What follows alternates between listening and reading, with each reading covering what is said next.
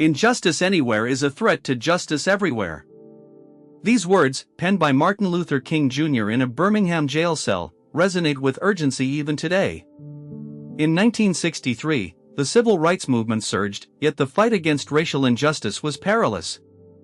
Segregation was entrenched, and discontent simmered. King, arrested for nonviolent protests, wrote letters in response to fellow clergymen that were a rallying cry for justice and equality. Confined in that small cell, King confronted systemic racism, the violence faced by African Americans, and the indifference of white moderates.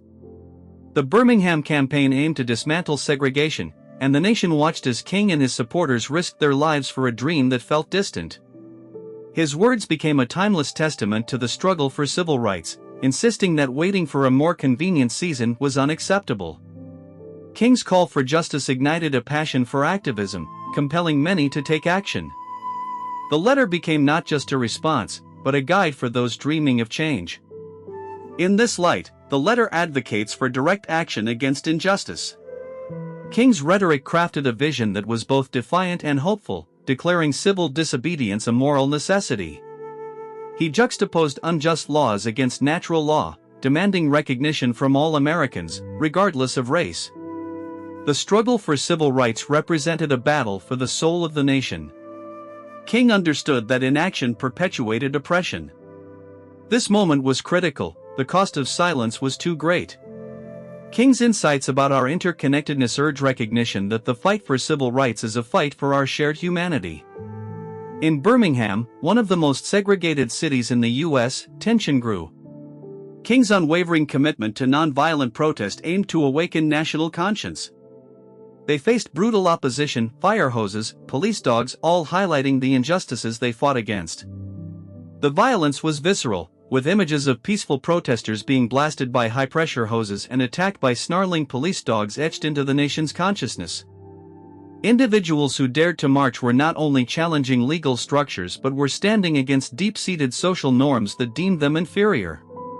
On April 12, 1963, King was arrested.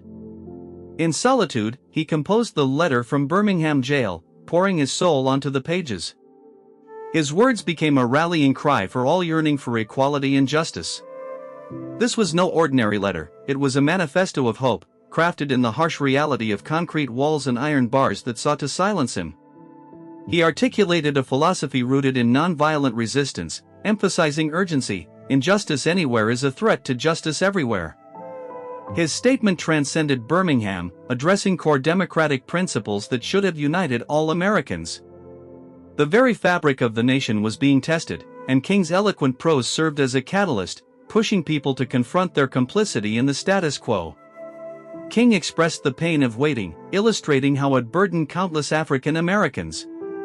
Freedom is never voluntarily given by the oppressor, it must be demanded by the oppressed, he asserted, urging action. The weight of his words reflected the frustration of a community that had waited for justice for far too long, trapped in a cycle of oppression that seemed insurmountable.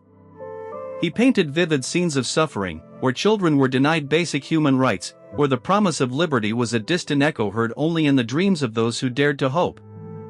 He challenged critics, particularly white moderates who advised patience. He painted indifference as complicity.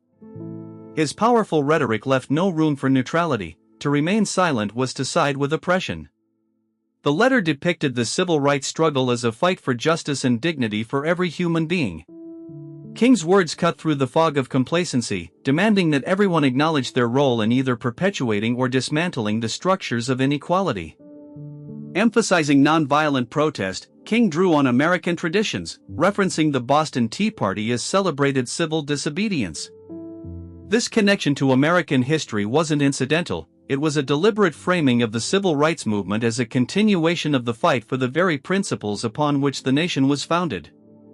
His deep understanding of ethics urged readers to embrace nonviolent resistance as vital against injustice, carving a path that was both principled and revolutionary. Yet, King confronted grim realities, exposing the violence faced by activists and the psychological torment of the marginalized. His vivid portrayals illuminated systemic oppression while intertwining hope, resilience, and the pursuit of justice.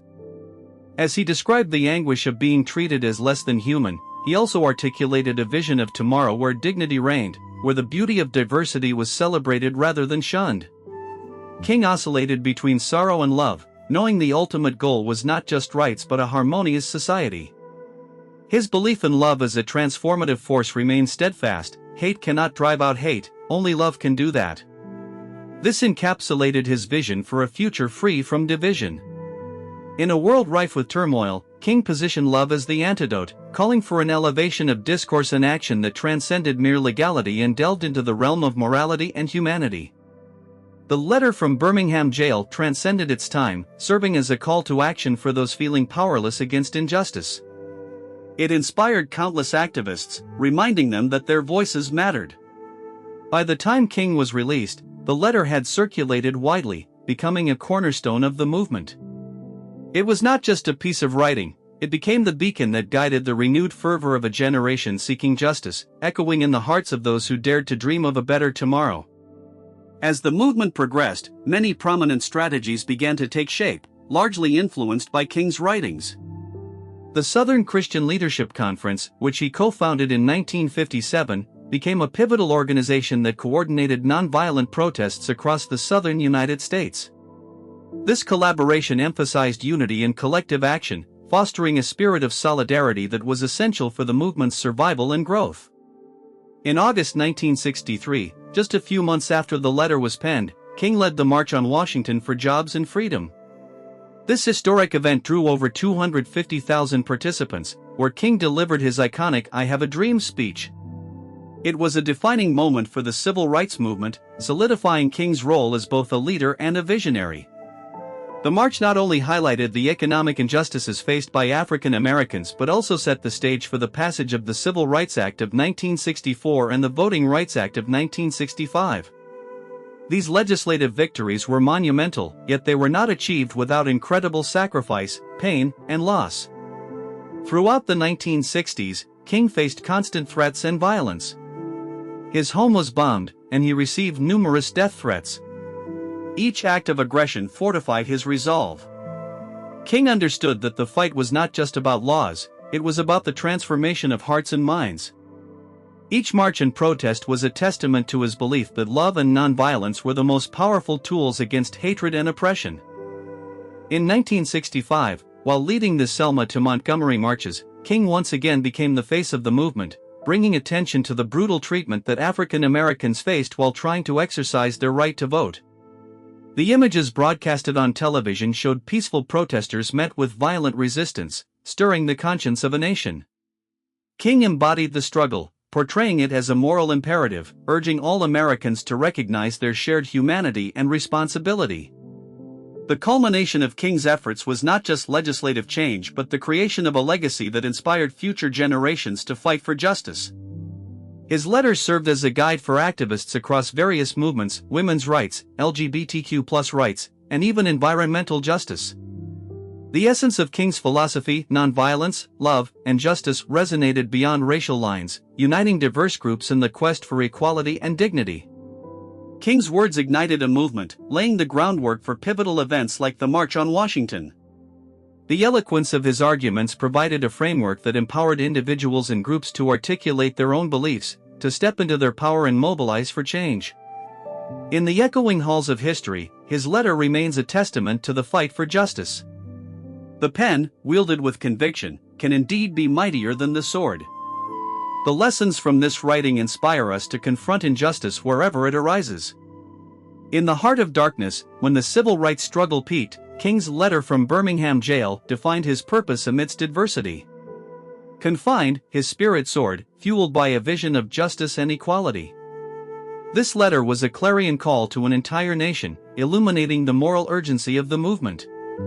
Reflecting on King's legacy, his words resonate today. The letter from Birmingham Jail stands as a beacon of moral clarity, reminding us that the struggle for justice is ongoing. King's insights challenge us to act against injustice, recognizing that silence is betrayal. His vision of a beloved community calls us to strive for equity, urging us to examine our responses to injustice. Each of us possesses the power to contribute to justice, to challenge indifference, and stand in solidarity. In King's words, the time is always right to do what is right.